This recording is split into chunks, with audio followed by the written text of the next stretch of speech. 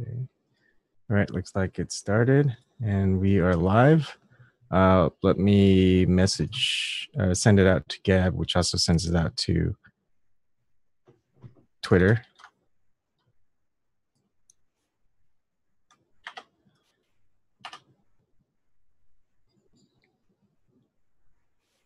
Okay.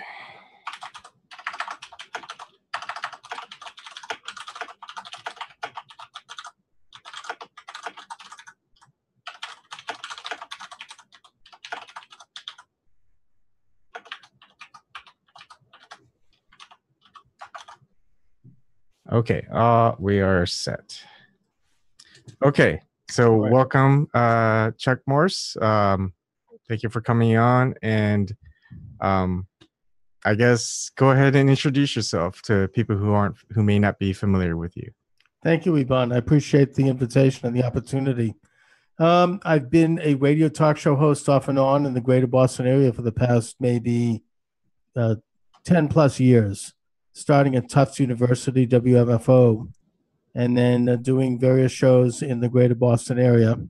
Right now, I am trying to launch an online show. That way I could do my own thing. I'm not censored. I don't have somebody breathing down my neck. I can develop my own ideas. I can interview my own guests from anywhere in the world. I hope to do it. I am doing it live every day, Monday through Friday, 12 noon Eastern Standard Time from Facebook. So if you want to watch it, you can go to my Facebook page, join it, or just watch on it. And you can also join the conversation either by text, which I'll read the text over the air, or you could click on a code and actually come on the show literally, just like you and I are doing now. Mm-hmm. So I can see you and the audience can see you. And the program is then archived on YouTube, on iTunes, Stitcher, Google Play, TuneIn, all these other sites. And my goal, again, is to build back an online audience. It's kind of a comeback for me. I was on the USA Radio Networks for a couple of years, and then they let me go about a year and a half ago. Mm-hmm. They changed formats. They went to a lifestyle format, which is not me. Yeah. Not that anything against it, but it's just not my kind of deal. So I'm trying now to begin to explore the possibility of rebuilding an audience. I mean, you know as well as I do, I'm sure, as a radio host, that talk radio is like a disease. You just crave it. I mean, you want to make that contact with people. You have this strange desire to communicate with other people and get your ideas across and all that good stuff. So I missed it, and now I want to get back in it by doing what I'm doing. Yeah. And I noticed, I'm not really a radio show host or anything, but mm-hmm. just talking to people. You don't see that in anything mainstream media or any of the morning hosts. It's all celebrities. It's all politicians. It's all these so-called experts. Just normal people. You can't really have conversations. Yeah. And, the other thing I've noticed is that all these big shows now, they don't take callers too often. And they only subscribe, especially the liberal ones. I mean, they rarely will take a caller.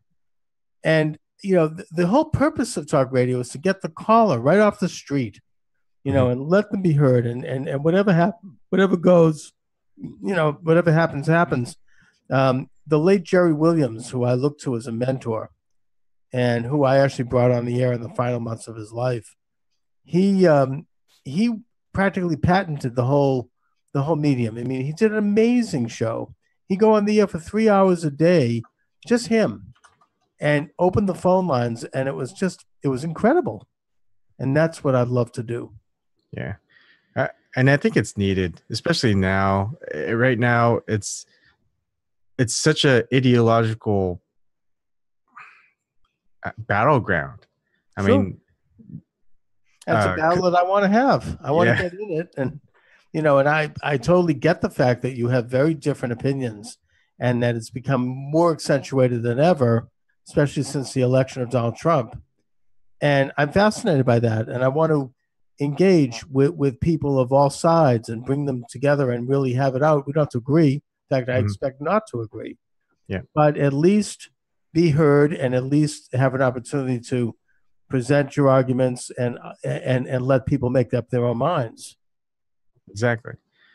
And it reminds me, when you're just talking about how liberal media doesn't take callers, if they do, they screen the calling people and their questions.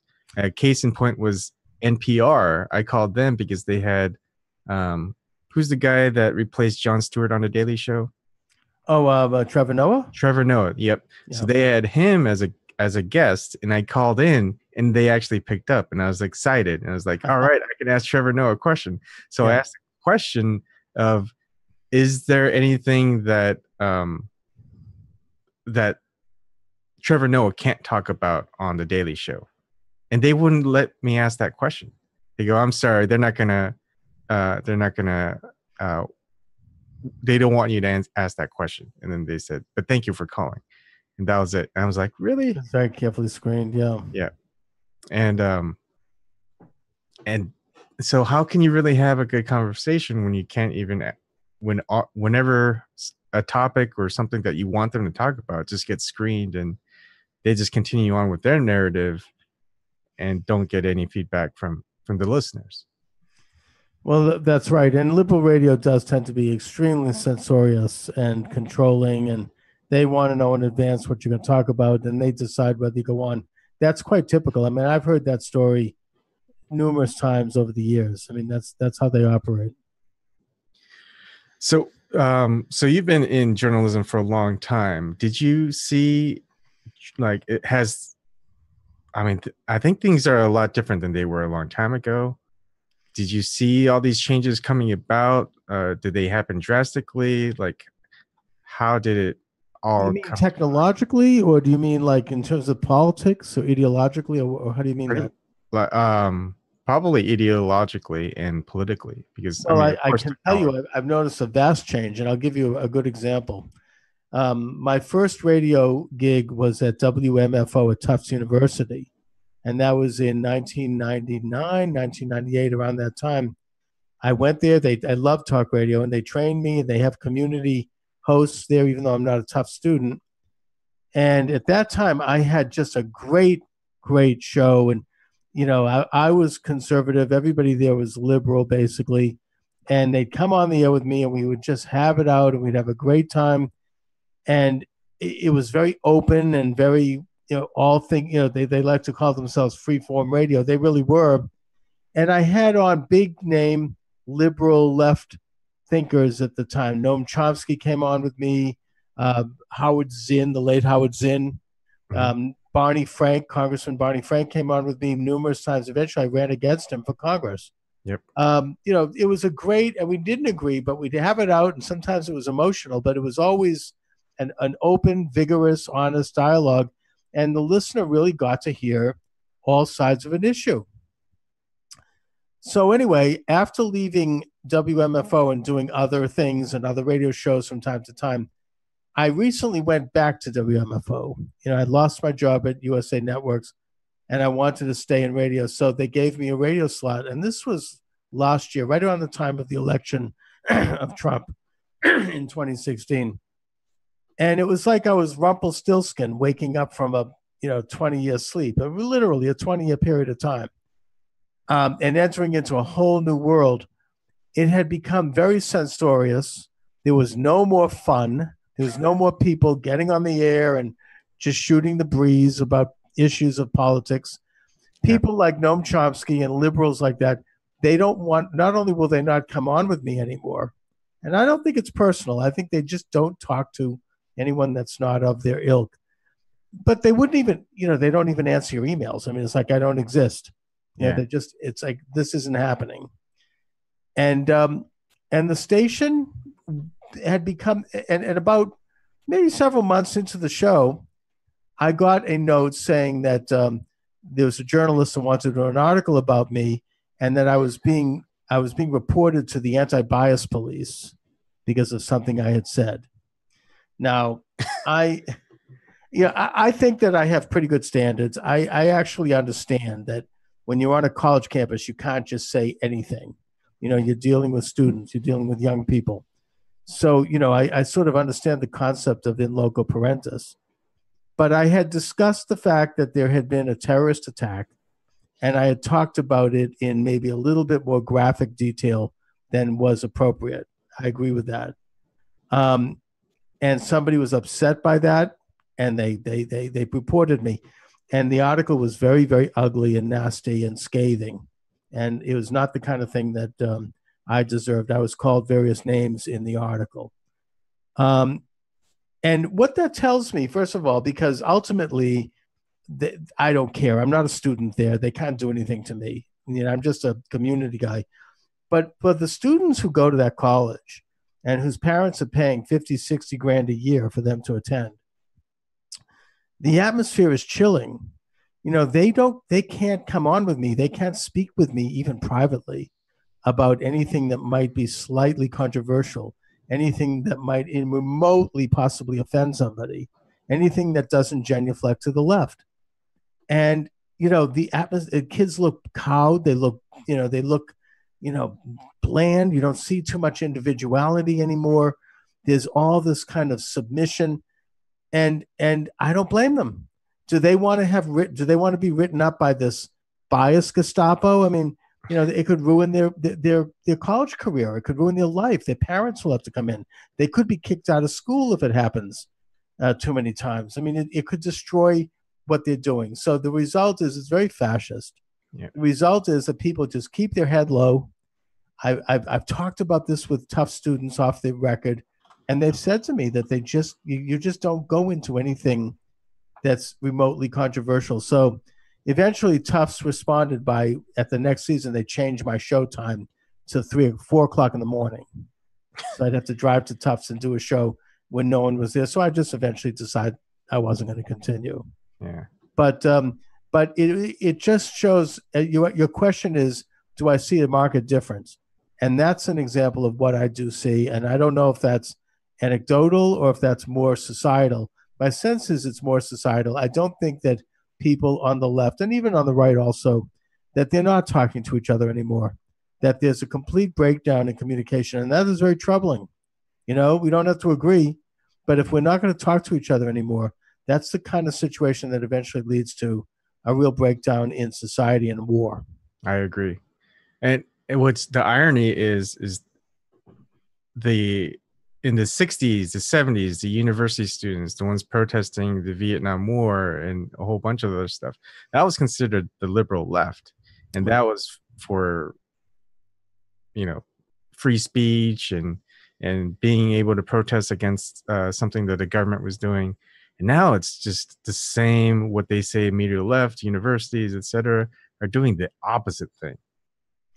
Well, I mean, you're quite right. I mean, the whole movement started out as the free speech movement at the University of California in Berkeley.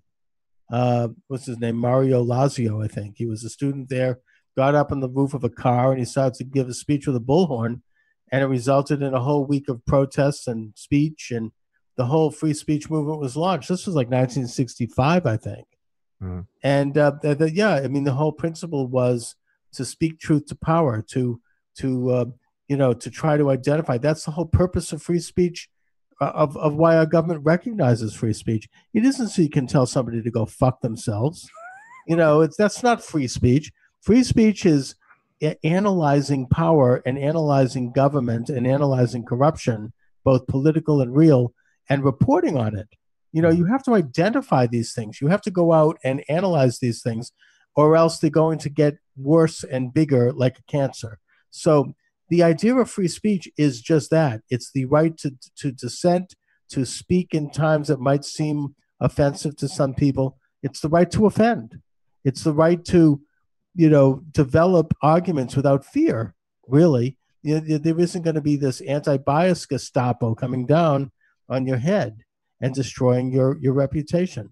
So what do your question is, what happened? How is it that the left was so into free speech back in the 60s, and now the same left is the biggest censors of all? And I think what happened is that those people who were at college back then, they grew up and became college professors, and they worked their way up the rat line because the colleges tended to, hire liberal professors who drove out gradually the more conservative or the dissident professors over time.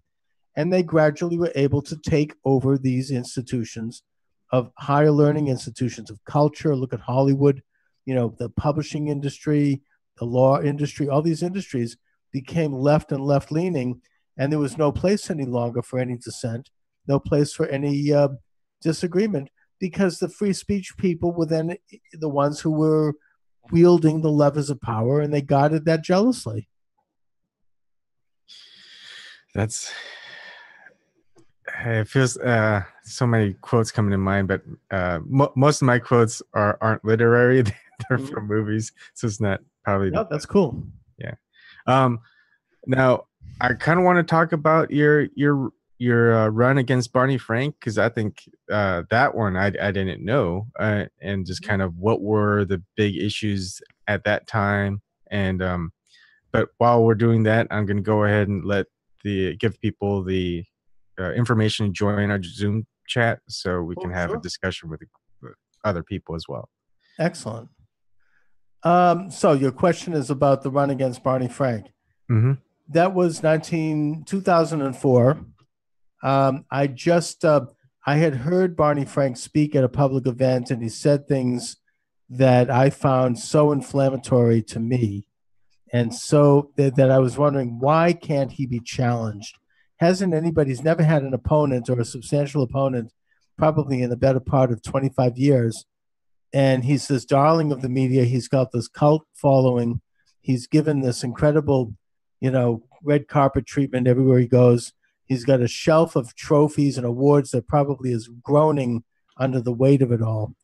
And I felt that my political opinions, my ideology, my view for the country, my view for how a congressional office can contribute, my view of Congress, that these things were really opposed to Frank, were really quite the opposite, and that the idea of running against him and having an opportunity to have the voters contrast two opposing points of view was something that I found irresistible. I mean, it was just exciting to me that we could really get up and actually have a campaign where there would be a genuine, real difference between the candidates, so that the voters could decide. So that's what brought me into it. And I think that should always be the case. Hi, Dave. This is Dave, independent outsider, Chuck Morse. We find certain candidates, and you'll see that a lot in Massachusetts. If you look at the ballot, I mean, it's just no one else on the ballot, just all Democrats. Yeah. It's like I'm running against like Castro and Castro. I mean, it's crazy, and it's I think it's a civic duty of anyone who has a particular idea that they want to get across to run for an office, whether it be running for school committee or city council or mayor. Even if you don't win, you will have a chance to get your idea over the plate. The media will give you enough attention that you'll get to state your piece. You'll get to introduce something into the public consciousness. You'll perhaps get to debate your opponent and contrast that idea with his or hers. And that to me is the civic responsibility. That's how I view it. I feel I was able to do something as a citizen that made a difference by taking him on. My apologies. That's Stevie. That's Stevie. I know. Oh, okay. Yeah. So Dave, Stevie, do you have anything to ask? I actually do. I have started to research different topics, and I am not a journalist by any stretch of the imagination, but I do have some research background, and I do have some background in looking at contracts as a union rep, and I do have my master's of ed. But the problem that I'm having, beyond the fact that the material that I'm working with is extremely depressing, it's just finding the information without parroting other news sources. The story that I'm really trying to look at now is just the development of how child abuse in sports and child abuse / trafficking in general has grown exponentially, and how people have been just ignored, and how it's been covered up for as long as it has, whether it be Sandusky or Hastert or Larry Nassar, or how do we stop it? But it's very difficult to find information on it. I was wondering, Well, I mean, it's a very important issue, and there's actually, I believe I interviewed someone in an organization that talked about international sex trafficking of children. right, That was unbelievable, and it's a big problem. Not as much in this country, but it is here. And these are very tough issues to get out into the public. People don't want to talk about it. You're quite right. With modern media being what it is, you're in a position where you can do some source research, you can do some online research, you can interview people like we're talking right now, and you can write a book on it and have it published on Amazon and promote it. That's what I've done. I've written 15 books that are all available on Amazon. If you have an issue you care about, research is there's a lot of information that's accessible both online and also by interviewing people. And as I said, if you can spin it into a book and publish it, you'll get that issue out there. It's a very important issue. And it's a very tricky issue because, again, you have to be careful legally, and you're dealing with people, you don't want to make accusations. Right. But, there's a lot coming to light. This whole Me Too movement, I think, has been very good in terms of bringing these things to light. People have a much better understanding of what sexual harassment actually is, and assault is, and sexual molestation. So, I think that's you've got the momentum for that on your side if you want to work in that issue, and I certainly hope you do. I believe too that due process and just cause are extremely important in these issues. You see a lot of news stories where someone is accused. Just they throw the name out there, and the instant that someone's name is put out there, their reputation could very well be tarnished or ruined. Well, yeah, I mean, that's the problem. You have to be very careful not to throw out false accusations. That's called libel. I mean, that's slander. However, there's a lot that you can do in terms of exposing the issue. I mean, a good journalist's article can change the way things are done. I mean, you could look historically, Upton Sinclair writing about the meatpacking industry in the 1920s. Right. It changed the whole industry. It changed the way it helped give, put it into the Food and Drug Administration, and there was more regulation. So, what you're doing is a real social issue, and it's an important one. You have to be careful, as you just pointed out, not to name names unless somebody is already been, unless you can speak to it firsthand. Because, that is an issue of libel. You don't want to falsely accuse somebody. But the issue itself, if you're going to do it responsibly, go for it. Oh, I'm going for it. All right. my first tweet of all time was I don't know if you know Kim Jones. She's from sports. She's from SNY, and she was one of the first ones that broke the Penn State University scandal in the first place. And my first tweet was calling for college sports reform. And I do have some ties to it and background and personal history, but I feel compelled, because to me, listen, speaking to the whole, I've been pounding this drum for a while since it happened last week. Yes, someone should not call Tom Brady's daughter a name on a radio show, but that's jumped on quicker, and someone's actions taken against that person much faster than a Jerry Sandusky or a Larry Nassar, because of the money involved. And that's an insane. It is, and there is money involved. I mean, I get the Sandusky thing because he was like the big deal over there, right? But this Nassar guy, I don't understand that. I mean, he was just some schlemiel. What the hell was he doing that he got this kind of protection?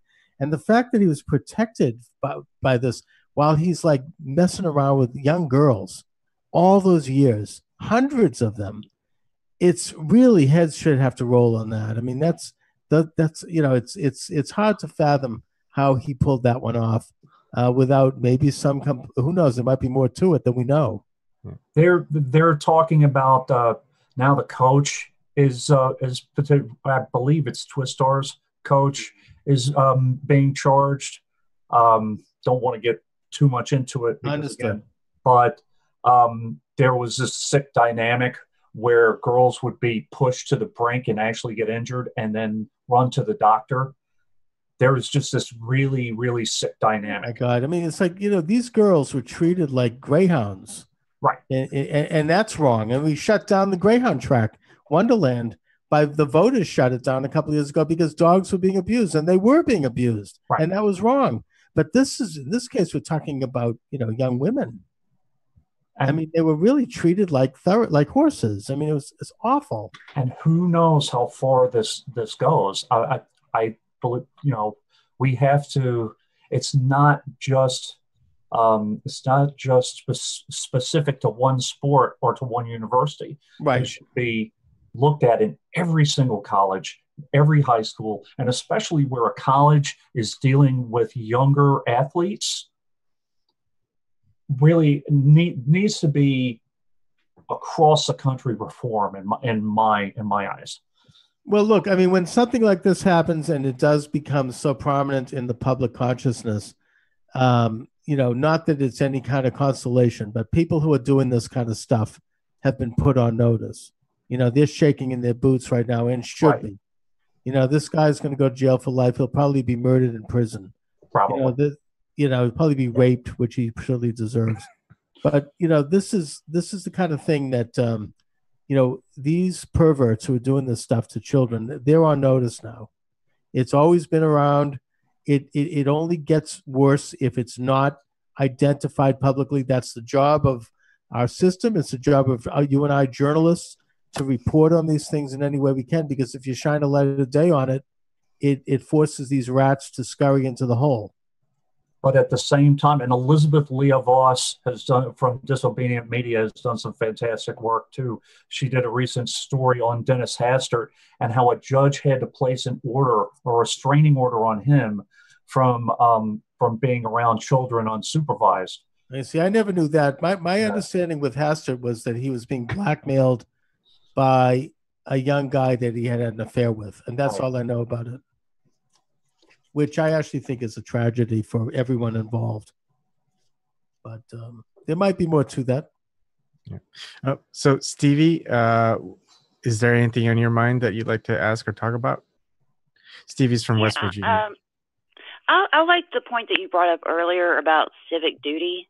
You just see something that needs to be done, and if nobody's doing it, somebody's got to do it, right? So. Right. What advice would you give to somebody that is maybe wanting to run? Like, what are some tips you would give them, or what are some different types of civic duty if that's not something that's not up everybody's alley? But what are some good ways to express your civic duty? Well, I mean, everyone can find their own way to do things. Right now, my way of doing things is to do my daily my daily podcast on Facebook and speak on issues I care about. I write articles that are published by Newsmax. I write books, which are on Amazon. So that's my thing right now. I ran for office. I recommend other people do the same. As far as media goes, you could do just what you're doing right now. Call a radio talk show, express an opinion, get it out there. That's a form of activism. Any kind of communication which involves exposure of an issue, that's activism, because it gets people to think, gets people to act. But as I mentioned earlier, I actually believe that running for office is an incredible way to get an issue across. If something is going on in your community that you don't like, that you want to change, that you want to reform, you step in, you contact your local Republican or Democratic town committee, and you present yourself and you say, I want to run for whatever office it might be, school board, city council, mayor, Congress, president, whatever. And they'll hear you. They'll talk to you. You can develop a campaign. You could do it with a shoestring, go around, meet people, and start to build the basic infrastructure of a campaign. For a local office, it's not that hard. You know, I've talked to people, retirees, teenagers, people whose children have gone off to college, empty nesters who have a little bit of time. You know, run for office. You know, it's a great experience, and you will be heard. Awesome. Yep. Yeah, I feel like this is my civic duty as well because I've been working full time. I just had a second kid this summer, and it's like, how do you find the time? The only reason I have time is I only get like 3 to 4 hours of sleep. well, your contribution is what you're doing now. You know, that's what you do. That's everyone can do their piece. You know? But it's also hard. It's hard for a lot of people. I mean, it is. They almost most people don't even have enough time to just sleep after working. Well, if you're in the middle of like the height of your career and your working life, you know, you might want to put it aside for that period of time. Mm-hmm. You know, this is something that's, you know, it actually is for people who either can afford to do it or who have a little bit of time in their hands that they can really devote their energies.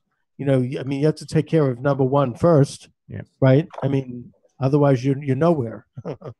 But how do we get people who are poor and not necessarily rich to run for office? Because it feels like the ones who have the time to do it are the people who gain enough capital or nest egg where they can go ahead and run for office. Well, you don't have to be rich. I mean, I'm not rich, and I did it, and I did it with practically no money. I mean, I just I contacted a few people. I got some volunteers. I started to knock on doors to get signatures.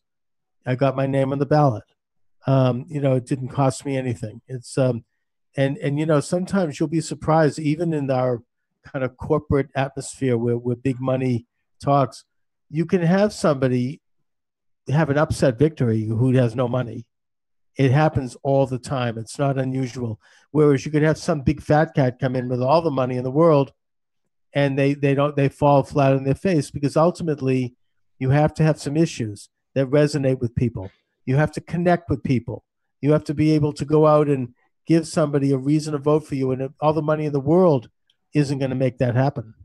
I mean, it can help, but I'm just saying you could do it. So are you following the U.S. Senate race of Elizabeth Warren and Dr. Shiva and the Republicans? So what are your thoughts? I interviewed Dr. Shiva. I don't quite know what to make of him. He's an interesting man. I just, I mean, I certainly detest Elizabeth Warren. Yeah. Not going to make any bones about that. The biggest phony I've ever seen come down the pike in my lifetime. You know, I even for liberals, I mean, I get the fact that she's liberal. That's not a problem. That's fine. But you get oftentimes you get liberals who they're filled with humbug and they're just fraudulent. She crosses into a line that I think is beyond just that. I mean, you know, here she is. She earned $11 million in her last tax return, and she's complaining about the millionaires and billionaires. And you know, she got more corporate donations to run for Congress in Massachusetts than any candidate in the history of the state. You know, when she talks about corporations, you don't hear her criticize the big fat cat liberal left-leaning corporations like our friends over at Facebook and Google, and you know, people like Warren Buffett and Bill Gates and Harvard University that pays no taxes. Bezos. Yeah, I mean, she won't criticize them because they're big donors. I mean, it's just the whole thing is so phony.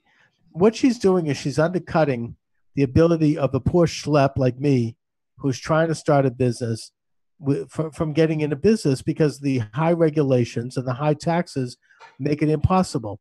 You know, the big rich fat cats, they can get away with it. I mean, Ted Kennedy in his lifetime, he didn't pay any taxes. You know, he had all his money in trust.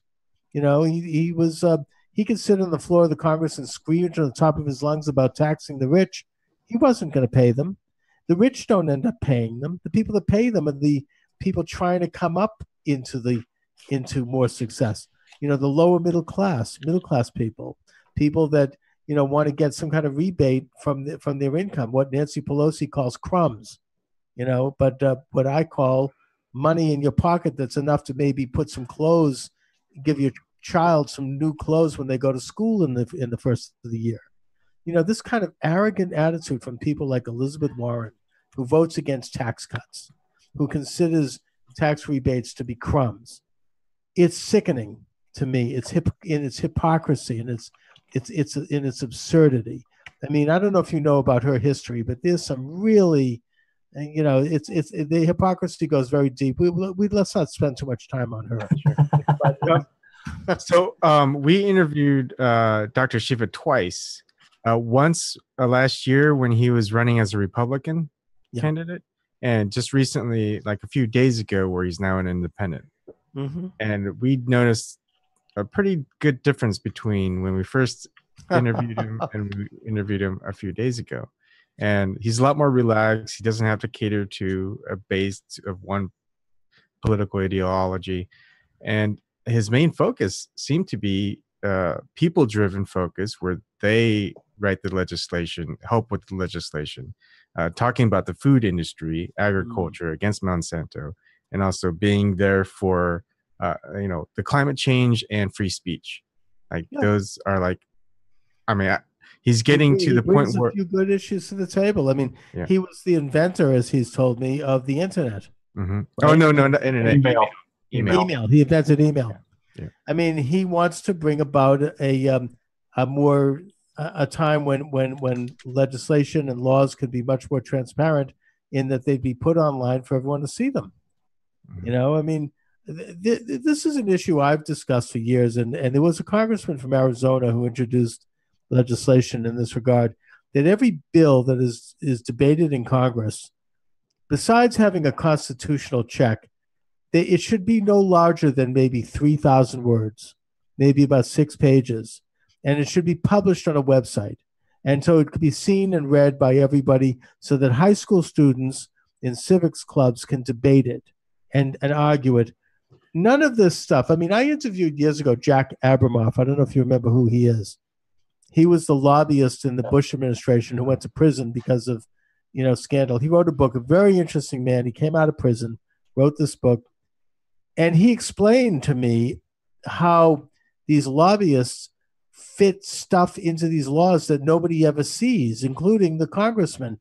They'll put like a little code, in the sentence, Section 2, Article 5, B, boo, bee, boo, boo, bee, bee, and you click on it, and it goes through 5 layers, and by the time you get to it, it's some big fat check for somebody. It's like, or something. It's very corrupt. And if we had legislation that only had like 3 pages with none of that kind of crap in it, no language that you can't understand, written for a high school level person, just like the Constitution is written, by the way, then we would get rid of all this crap. I mean, we'd get rid of this kind of corruption. Yeah, and my biggest one for all this legislation is getting rid of consolidated bills. They'll put like 20, 30 different issues into one bill. And so when politicians saying, hey, I'm against this, but then they vote, for it, they go, oh, because we didn't want to shut down the government. So that's right. They'll attach stuff onto it that has nothing to do with it. And so that's why, like John Kerry famously said, I voted for it before I voted against it. Right. And there should be a time frame in which people are able to read the bill, and there should be a reasonable length, as you said, so that they can read the bill instead of just rubber stamping the thing because of whatever party you're in or whatever you're being told. Whatever it is. Yeah. I mean, look at Obamacare. It was 1,000, I think it was 1,000 pages, and Nancy Pelosi said, well, you'll have to pass it to find out what's in it. Right. I mean, what is that about? And I'm gonna. This is what pisses me off.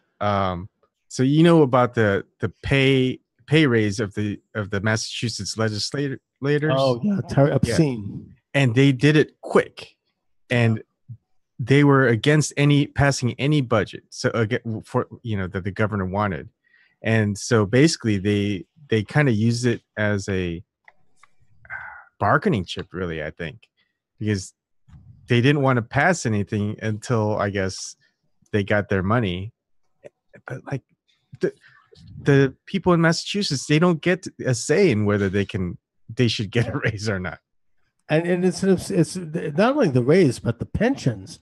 I mean, I don't get a pension. Most people don't have pensions. Mm-hmm. This is, and they set it up in such a way. I mean, I had some insight on this when I ran for Congress. I got some inside information on this.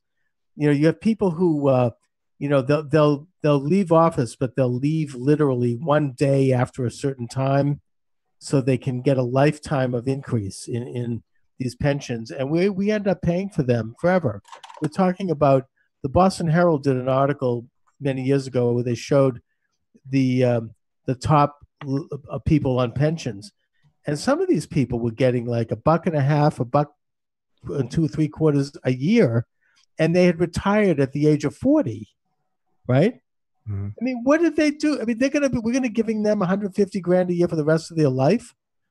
I mean, what in the world did they do? I mean, that's corruption. I mean, what did they deliver to the people of this Commonwealth that makes it worth that? I mean, it's obscene. Yeah. Back in November, we had a vote on the New York State Constitutional Convention, and our channel did an interview of the Green Party chair, who was really pushing for having a constitutional convention. And the big argument against having the constitutional convention is that they're coming after your pensions. The pensions are protected. So the whole. Now, is this a state constitutional? This was the New York State Constitution. Yeah. So the next constitutional vote could be in 20 years. So in using that rhetoric, they scared people into weakening their own pensions, basically, because they're chipping away at it. And the Constitutional Convention could have potentially bolstered the protections to pensions, to police pensions and to state pensions. So, yeah. Interesting issue, right? Exactly. I mean, there's nothing wrong with giving a pension, but this is obscene. This state is so expensive. It's a small state. And, we wonder why it costs so much to live here.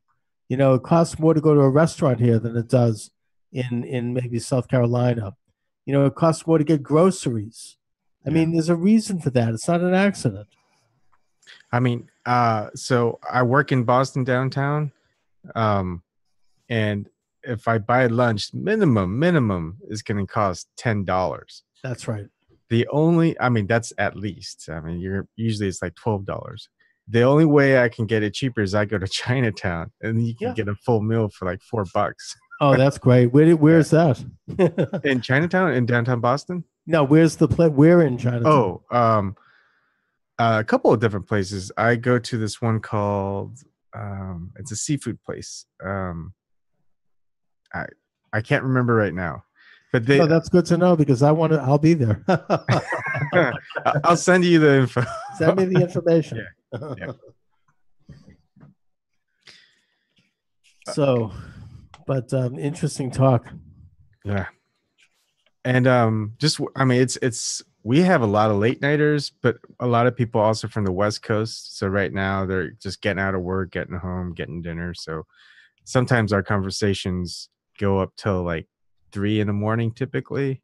Oh, and okay. Then, yeah. And Dave is crazy. He does his 420 shows. Dave, you doing a show like this too? Yeah, I do a late night interview show. For all the late night guys, because I work for the United States Postal Service. I can't right now, until I retire, I can't run for a political office because of the Hatch Act. Right. I'll fight the Hatch Act tooth and nail, but I can't run for a grassroots campaign or anything like that till after I retire. So I do a late night show for the late night guys and also the West Coast guys that like to stay up a little later, like 1 p.m. or whatever. Sometimes it can go as late as 6 or 7 in the morning, depending on how I feel, or, especially on a Sunday when I'm off the next day. But it all depends on where the conversation goes. We have some very interesting conversations. Well, I can't stick around that long tonight. Just we're not asking you to. I had a long work day today. I wasn't expecting more than just 20 minutes, but right. I am game for this. I mean, this is great fun. I mean, I'm thinking of doing it myself. I mean, I do as I said, I do a Facebook live show every day at noon. But I'm thinking, I'm trying to develop this online community, and you guys have it. How do you feel about Facebook? Because a lot of people are right now anti-Facebook, and they feel that it's heavy into the censorship. And I'm just curious. I mean, I know what you mean, and I don't like some of the things I've read about it. But as far as what I'm doing technically right now, I say so far so good. They've got this Be Live program. It costs a little bit of money. It's not expensive, but I'm able to broadcast anytime I want, turn the thing on, build a following. I then download it into YouTube and iTunes and Stitcher and all these other sites. And I'm hoping to build an online presence. So for my purposes, it does a good split screen, which is something I've been trying to figure out, so I can interview people and bring them on. You can have up to 150 guests on Facebook live. Probably wouldn't look good for that many people, but it would turn after 10, it gets crazy. Tiny pinpricks. But my goal is to have a show where I can have a guest on the screen and then bring in a third party, calling in somehow off the street, so to speak, and having them throw in their 2 cents. So that's what I'm trying to do. And I think that the Facebook platform so far has been good for me, but we'll see. I'll have to take a look. And that's where a lot of people still reside, and they do get a lot of their news from. Right. It's just easy to set up, it's already a social media. It's how you connect. Well, I have 5,000 followers, and I feel that's if I can build a show just right there, then I've got a lot done. That's so I'm hoping to do that. I'm hoping it works out. We'll see. Yeah. And definitely, if you want any help, any pointers, feel free to ask me. I will. Pretty techy. Now that I know you, you'll hear from me. This is great. Yeah. I'm learning a lot. That's good. So where do you see journalism in the future with all this technology? Is it going to be us, people like us, doing it individually? Is it going to just revolve the way it currently is with mainstream media? I mean, people are calling it mainstream media legacy media. That's right. Well, look, I still think there's a place for that. I mean, you need to have people who are paid good money, which we're not, and who can go out and really do an investigation. And, if we don't have that, this society's in trouble. We need to have a means by which journalists can find a venue where they can make a living and they can do the kind of work that journalists really should do. That's not what we're doing. This isn't journalism. This is just talk. Mm-hmm. We're doing like a talk show. When I say journalism, I mean somebody who just has a backing of a media outlet, whether it be a newspaper or radio station or whatever, to go out and do the real legwork of uncovering a story and doing it thoroughly and looking at real situations of corruption. There are so many stories right now that I can think of just off the top of my head that are not being covered because we don't have the journalists out there who have who can make a living doing it, for one thing, but also they don't necessarily have the vision and the ideological, broadening to do it. Journalism has narrowed in that way. And that's troubling, I think, for our society. The journalist is the truth teller. We need to try to foster them and hope that and help them and help that industry, thrive. Do you think they don't have protection either? Because I feel like a lot of journalists, they don't really have much protection against government that want to get at them. You have to work for. That's why you have to work for a media outlet. You have a staff of people there. Everything is vetted. You have people. You have a publisher and an editor who's willing to go to bat for you, and you can have media outlets on all sides of the political spectrum who are willing to make it happen. I mean, there were good ones on the left and there were good ones on the right still, but they're struggling now because, I mean, maybe it's our fault. Here we are, we're not getting paid. We're doing free media. We're undercutting them in a way. So, I mean, maybe that's the way things are going, but we're not in a position to do it. I can't do it. I've got a job. I have to work, support a family. I can't go out and do unpaid work and do the kind of research that needs to be done to really uncover a story. So we need to make sure that those people are out there and that they're able to do this work. Yeah.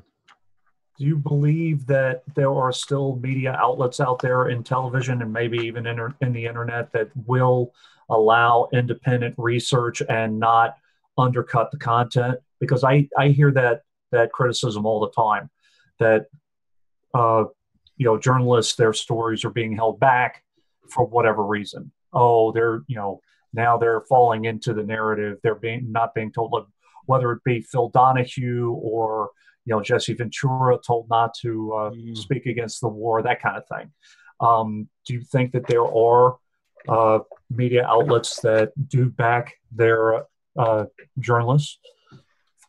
I think I'm not that asking you to name. No, I think that it's become very skewed and it's become very political, and journalism really isn't. Journalists certainly has their opinions and they have their biases. Everyone does, but they're really, this reporters on. I mean, that's what columnists do. That's what op-ed pieces do. I do that when I write a column for Newsmax. But journalists are really supposed to try to just, reasonably look at the facts on all sides and develop a story. And that's something we're losing, because I think the journalist schools and journalists is not being taught that the journalist is an activist when they really should just be reporters. Let other people do the activism based on the reporting. Once the reporting is done, then you analyze it. You have columnists, you have talk show hosts who will do the activism. Their job is to just get at the truth and to expose it, get all sides of a story. That's something that I think has been lost to a certain degree. And yeah, the way you just said it, it just clicks in my head. That just sounds right. Yep. I never thought of it that way. But at the same time, we have this great thing called the internet, what we're doing now. We have cable television. You got 30, 40 different stations. Back in I'm old enough to remember Walter Cronkite. I don't know if you remember him. But back in the 60s and 70s, there were only 3 networks. And Walter Cronkite was this guy who would come on and say, that's the way it is. And he would just lay out the news. And we now know from his biographer, Douglas Brinkley, who is a liberal establishment guy who wrote it, that he let the cat out of the bag about Cronkite, that Cronkite was very much a man of the left who crafted the news in a way that fit his image. Now, maybe you agree with him, maybe you don't. But the fact is that we don't want that, because he was in such a position of influence that he influenced, for example, the American involvement in and the ultimate outcome of the Vietnam War. Now, maybe you might think it was a good thing, but the point is that's not his role. I mean, when the Tet Offensive happened in 1968, he portrayed this as a terrible defeat of the South Vietnamese when it was not. It was a victory. He brought the Black Panthers into prominence. They were an unknown little, communist group that he made into a national symbol by his constant reporting. In fact, there were jokes amongst the Panthers that they would watch Walter Cronkite to find out what they were going to do next. Right. He gave them all this publicity. I'm saying that is something that, reporters really shouldn't be doing. I mean, he used his influence. But the point is that today, that is not as much likely to happen, because you don't have Walter Cronkites anymore. We've got so many people in the media now watching, people like you and I, even little shows like mine. We can analyze this and expose it and bring up the fact that there's much more nuance and diversity of opinion than what 1 or 2 people come on and say, that's the way it is. It may be, it may not be, but it's, as far as I'm concerned, it's not the way it is. It's not when he talks. The example that I see all the time, and we talk about it all the time, we even joke about it, is the Young Turks and the Justice Democrat platform. The Young Turks are a news organization, and they are presenting candidates. In my opinion, that is a severe conflict of interest. Now, those are the guys that they do I've heard them on, I think it's Progressive Radio, right? Yes. On Sirius XM. Yeah. And they're presenting candidates. Yeah, Yep. They're supposed to give equal time to all sides if they do. I mean, there are FCC regulations around that. They could get in trouble for that. Well, if I invite like a if I invite Shiva on the show, I'm supposed to notify Elizabeth Warren and give her equal time. Well, it she's depends. not going to come on with me, but that's what you're supposed to do. That I'd love it if she did. Yeah, but there's also, I think they have a nonprofit corporate filing and a for-profit corporate filing. So if you register as a nonprofit, yes, you have to give equal timing to political candidates of different affiliations. But if you're just a corporate, just a C Corp or S Corp, whatever, you don't have to do that. Well, I don't know that. I was under the impression that you do if it's media. No, it's just based off of nonprofit status. Really, because I think if you're in media, if you have radio or TV or any media outlet, I don't know if you're right about that. I think you have to give equal time. You can't just have one. You can't just promote one candidate on the air. Maybe I'm wrong. I don't know. Yeah. It's interesting because I filed for media company, and then I was looking into filing for nonprofit status, and I did for one of them. Mm-hmm. And yeah, it was, if you're nonprofit status, if you go into political into the political arena, you have to be fair and open. But if you don't do that, then you lose your nonprofit status. But you don't get any hurt. You don't get hurt by doing it because you're just a profit corporation. That's interesting. It's an interesting thing to think about. That's good. Oh, sorry. Go ahead, Stevie. I was just going to say, I mean, that kind of goes to the what we were talking about earlier with the problem with these bills and stuff. It's like everything's so complicated, and there's one law that kind of, contradicts another law. It is just, for somebody out there, like just regular people like us, like trying to sift through all that information, it is so overwhelming. I mean, this kind of stuff needs to be simplified and just, out there in plain terms for people. Yeah. I mean, Jennifer Briney of Congressional Dish does a phenomenal job, but even listening to her break down different legislation, she can speak on one bill for like 2 hours. And most people don't have the time for that. I give Jennifer Briney all the credit in the world for her research. She's just a regular person who did all this phenomenal research. But Stevie's right in that, the system is designed to be complicated and to confuse. So, and I wish we could find a way to cut all that out. Mm-hmm. Yeah.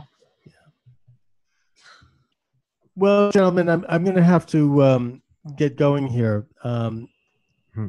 Ebon, I want to ask you, could you send me an MP4 of this so I can put it into my system? Sure. Yeah, well. And I'll be happy to promote it. It's a great show, and I really appreciate you guys having me on. And send me your Facebook info, because I don't really use Facebook as much anymore. Right. I get it. But it's something I might have to look back into, see how things are going. Sure. There. Right. I mean, it's just I'm using it strictly as a vehicle to do my video, and for that they do a pretty good job, Yeah. But you guys have something more interesting here. Actually, I'm going to look into what you're doing. Okay. It's good to trade notes. It's absolutely. All right. Well, thank you for coming on. Thank you. Thanks so much. Thanks a lot. It's great talking with you. Nice talking with you. All right. Take care. All right. Take care. Bye-bye. Bye. So, Dave, Stevie, if you guys want to stay on, I'm going to kind of open it up until James starts his. He's starting in about an hour. Okay. So, hold on. So people who are in live chat, go and you're going to see us offline for a bit, and then we'll be back on.